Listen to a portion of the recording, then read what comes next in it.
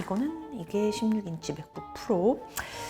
자, 그러니까 여기에 지금 함정 카드가 있다는 거 아니야. 어떻게 골라내냐? 어떤 것이 함정 카드?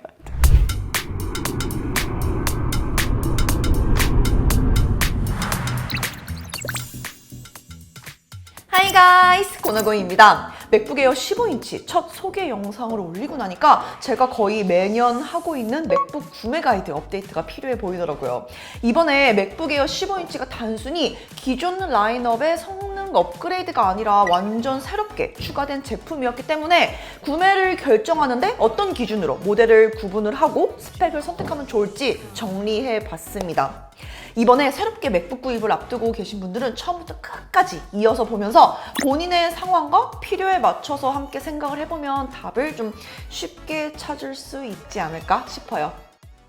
먼저 우리의 선택지가 어떤 것들이 있는지 맥북 전체 로드맵을 열어두고 이야기를 먼저 해볼게요. 결국 맥북 에어 아니면 맥북 프로라고 생각을 할 수도 있지만 이걸 구형 모델과 크기별로 세분화해보면은 총 6가지의 선택지가 있어요. 첫 번째는 구형 하드웨어 플랫폼을 갖고 있는 맥북 에어 13인치 M1 모델입니다.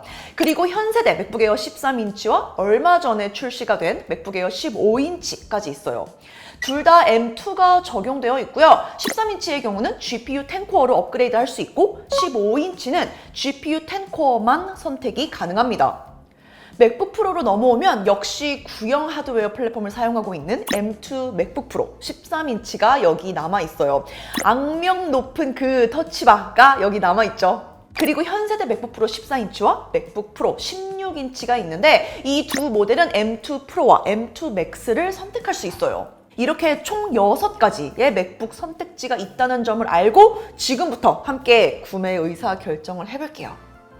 첫 번째로 지금 시점에서 이제 굳이 의미 없는 선택지는 그냥 깔끔하게 없애고 가는 편이 좋겠죠. 여기서 저는 M2 맥북 프로 13인치 이거 제거하고 갈게요. 이걸 지금 시점에서 구입할 이유는 전혀 없어요. 비교를 하기 위해서 사양을 M2 CPU 8코어, GPU 10코어, 그리고 통합 메모리 8기가, 512기가의 SSD 버전을 기준으로 삼아보면 맥북 프로 13인치 가격이 206만 원이에요. 완전히 동일한 스펙으로 맥북 에어 13인치가 199만 원. 그러니까 7만 원 저렴합니다. 맥북 에어가 아니라 맥북 프로를 선택하는 이유에는 더 높은 성능이나 디스플레이 같이 명확한 체감 성능 향상이 있어야 되거든요. 그렇지 않으면 뭐 더 두껍고 무거운 기기를 굳이 살 필요가 없는 거죠. 그런 의미에서 솔직히 지금 이 올드 구형 플랫폼을 사용하고 있는 맥북 프로 13인치 옵션은 함정 카드입니다. 그러니까 여기서 깔끔하게 이거 먼저 버리고 갈게요. 그리고 여러분 이거 터치바 모델이에요. 그 악명 높은 터치바. 제가 정말 부단히도 노력을 했던, 적응하려고 노력하고 또 터치바 유저들한테 그럼에도 불구하고 이 터치바 활용할 게 있습니다, 우리 잘 쓸 수 있다 설득하기 위해서 활용 팁도 만들고 막 그랬었는데 이거는 제가 포기한 게 아니라 애플이 먼저 포기한 거 아시죠? 이건 아닙니다. 그러니까 이거 하나 제거하고 갈게요. 반대로 명확하게 딱 한 가지 경우에만 의미 있는 제품이 있는데 바로 M1 맥북 에어 13인치입니다. 네, 그거 구형 하드웨어 플랫폼을 갖고 있는 올드 모델 맞습니다. 게다가 M2도 아니고 M1이에요. 이런 구형이 의미 있는 경우? 그런 경우는 뭐 딱 하나밖에 없죠. 가격 저렴하게 맥에 입문하는 게 목적일 때는 괜찮은 옵션입니다. 지금 맥 스튜디오에는 뭐 M2 울트라까지 들어간 마당에 M1이라고 하면 뭔가 딱 구형 같지만 사실 지금 M1이 내주는 퍼포먼스를 동일하게 1kg 초반대 경량화 랩탑의 배터리 상태에서 낼 수 있는 윈도우 랩탑은 없습니다. M1으로도 제가 다 해봤는데 영상 편집, 사진 편집 다 할 수 있어요.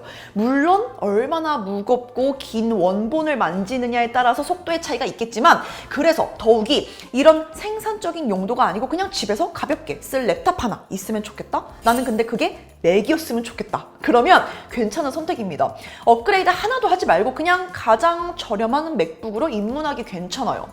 근데 또 이렇게 말하면 일부 사람들이 아니 차라리 그러면 20만 원 더 보태서 M2 맥북 에어를 사라 그럴 텐데 이렇게 해서는 뭐 아무것도 못 써요, 여러분. M2 맥북 에어를 그냥 살 수 있어요? 여기서 조금만 13만 원만 더 내서 GPU 코어 업그레이드 해야지. 저장 공간 27만 원만 좀 더 내면은 업그레이드 가능하지. 그러다 보면 맥북 프로 사고 또 그러다 보면 맥 스튜디오 사고 이렇게 되는 거예요. 그래서 그런 말 들을 필요 없이 그냥 내 용도와 목적에 맞는 금액으로 사면 됩니다. 이 제품은 사실 중고로 구할 수 있으면 목적에는 더 부합되겠죠. 자, 그러면 이제 본격적인 게임에 들어가 볼까요? 애플에서 심어놓은 함정 카드도 삭제를 했고, 또 신제품에 대한 큰 기대나 성능에 대한 욕심이 없는 경우의 선택지도 우리가 제거를 딱 했으니 이제부터는 용도에 맞춰서 가장 합리적인 투자를 해야 되는 옵션들만 남았어요. 맥북을 구입할 때 우리가 가장 많이 하는 실수가 크기를 먼저 결정하는 거예요. 난 무조건 작은 거 13인치여야 돼. 아니면 나는 무조건 큰 거 15인치, 아니 16인치는 돼야 돼. 이렇게 크기를 먼저 정하고 에어냐 프로냐 나중에 정하는 거죠. 사실 아주 이상한 방식이에요. 그런데 의외로 이렇게 정하는 분들이 많아서 헷갈리게 되는데, 두 라인업은, 에어와 프로 이 라인업은 용도와 목적이 그냥 아예 다르니까 크기가 아니라 라인업을 먼저 정하는 게 맞습니다. 근데 또 사실 여기에는 애플의 책임도 있다고 봐요. 제가 이 영상을 옛날에 처음 만들게 된 계기도 거기 있는데, 그동안은 애플에서 간접적으로 이 경계를 모호하게 만들어둔 것도 있거든요. 맥북 에어는 그냥 무조건 13인치만 만들고, 여기서 나는 더 큰 디스플레이를 원한다. 그러면 프로를 가야지. 왜냐면 프로에 더 큰 사이즈가 있기 때문에. 이런 생각을 오랜 시간 심어뒀죠. 하지만 이번에 맥북 에어 15인치 이게 딱 출시가 되면서 의사결정의 순서가 이번에 명확해졌다고 볼 수 있습니다. 여기서 제가 에어와 프로의 모든 차이점, 스피커 소리가 어떻게 다르고 트랙패드 사이즈는 어떻게 다르고 또 포트 구성은 어떻게 되어 있고 디스플레이는 어떻고 이런 거를 하나씩 이야기하는 것보다는 구매 의사 결정에서 치명적인 영향을 주는 딱 3가지만 이야기를 해볼게요. 이것만은 구입을 하기 전에 반드시 알고 결정을 해야 됩니다. 첫 번째는 성능이에요. 이놈의 성능 때문에 맥북 에어의 팬리스의 얇은 디자인을 포기하고 두껍고 소음이 있는 프로를 선택을 하게 되니까요. 다행인 거는 성능은 곧 하드웨어 디자인으로 연결이 되다 보니까 에어와 프로는 의미 있는 선택을 할 수 있는 프로세서가 구분이 되어 있어요. 한 번에 M2와 M2 프로 혹은 M2 맥스를 나란히 두고 써보기는 쉽지 않으니까 필요한 성능을 가늠하기가 어려운데, 가장 쉽게 GPU 성능을 기준으로 생각을 하면 쉽습니다. 내가 필요로 하는 성능이 GPU 코어에 민감한 부분인지를 확인을 하면 돼요. 따라서 거의 모든 일상적인 용도와 사진 편집도 원본이 엄청나게 크고 여러 장을 한 번에 작업을 하지 않는 이상은 에어만으로도 충분합니다.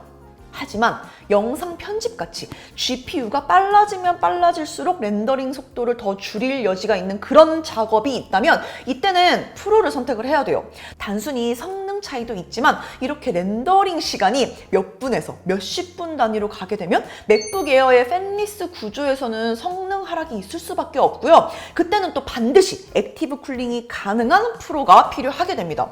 그런데 여러분, M2 에어로도 4K 30프레임 가벼운 코덱은 얼마든지 작업 가능해요. 돌릴 수 있어요.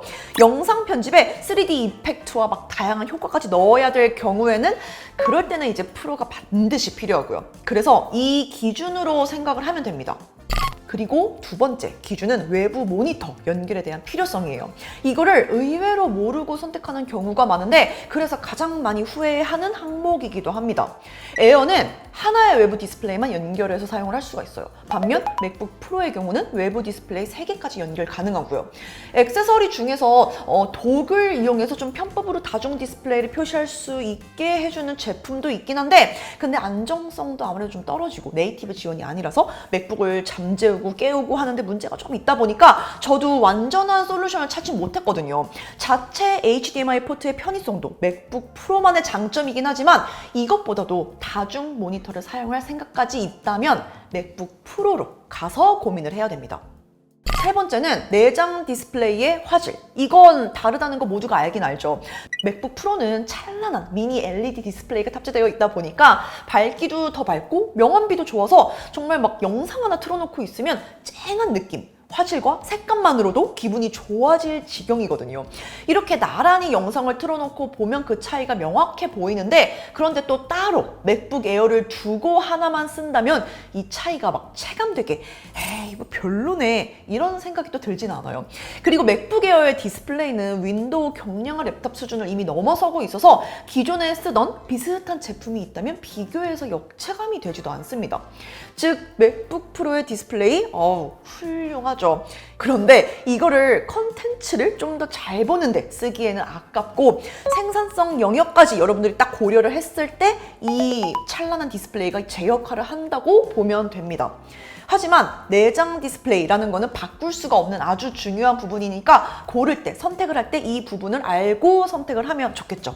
종합해보면 생산적인 작업 때문에 GPU를 갈아 넣어야 된다, 이런 맥북 프로. 아니라면 맥북 에어의 휴대성을 충분히 누리는 걸로 정말 충분합니다.